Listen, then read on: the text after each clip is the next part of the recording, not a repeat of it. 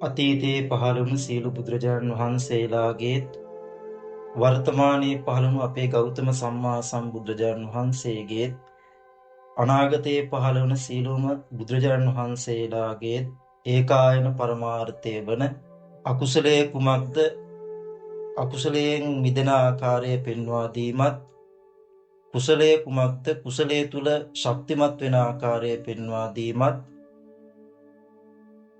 විසිරෙමින් පැතිරෙමින් පවතින තමන්ගේ සිත එකඟ කරගන්න ආකාරය පෙන්වා දීම යන මේ කාරණා තුන මූලික කරගෙනයි බුදුවරු අනුශාසනා සිද්ධ කරන්නේ සහ බුදුවරු මේ ලෝකයට පහළ වෙන්නේ. මෙකී උතුම් කාරණා කැටි වුණු සියලු බුදුවරුන්ගේ ප්‍රධානම පරමාර්ථය වෙන මෙකී උතුම් ගාථා රත්නය සජ්ජායනා කිරීම තුළින්, ශ්‍රවණය කිරීම තුළින් ඒ ඇත්තන්ට, ශ්‍රවණය කරන ඇත්තන්ට, සජ්ජායනා කරන ඇත්තන්ට විශාල ආශිර්වාදයක්, ආරක්ෂාවක් ලැබෙනවා ඇති.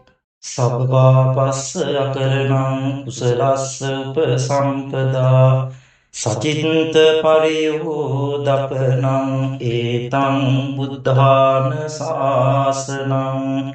සබ්බපාපස්ස අකරණං කුසලස්ස උපසම්පදා සචින්ත පරියෝදපනං ඒතං බුද්ධාන ශාසනං.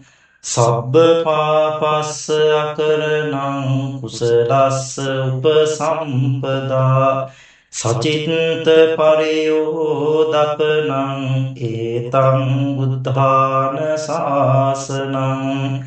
සබ්බපාපස්ස අකරණං කුසලස්ස උපසම්පදා සචින්ත පරියෝදපනං ඒතං බුද්ධාන ශාසනං. සබ්බපාපස්ස අකරණං කුසලස්ස උපසම්පදා සචින්ත පරියෝදපනං ඒතං බුද්ධාන ශාසනං.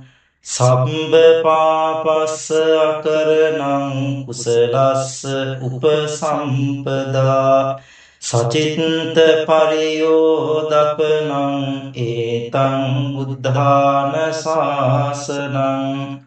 සබ්බපාපස්ස අකරණං කුසලස්ස උපසම්පදා සචින්ත පරියෝදපනං ඒතං බුද්ධාන ශාසනං.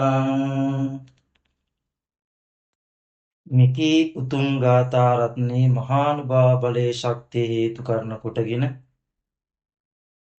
තිබෙන්නා වූ සියලුම දෝෂන්ධකාරයන් දුරු වේවා, නිදුක් නිරෝගීමත් භාවය, දිගාසිරි සම්පත්තිය මුදා වේවා.